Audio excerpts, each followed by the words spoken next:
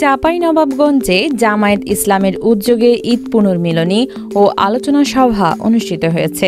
গতকাল বুধবার চাঁপাইনবাবগঞ্জ শহরের মসজিদপাড়া এলাকায় চাঁপাইনবাবগঞ্জ পৌরসভার ১৫ নং ওয়ার্ড জামায়াতের আয়োজনে এই ঈদ পুনর্মিলনী ও আলোচনা সভা অনুষ্ঠিত হয়।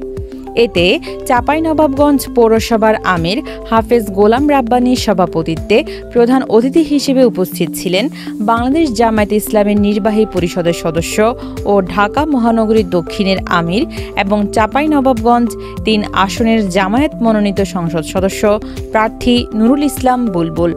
এছাড়া বিশেষ অতিথি হিসেবে উপস্থিত ছিলেন চাঁপাইনবাবগঞ্জ জেলা জামায়াতের সাবেক আমির ও চাঁপাইনবাবগঞ্জ পৌরসভার সাবেক মেয়র নজরুল ইসলাম, চাঁপাইনবাবগঞ্জ পৌরসভার ১০ নং ওয়ার্ডের সাবেক কাউন্সিলর তহুরুল ইসলাম সোহেল সহ প্রমুখ।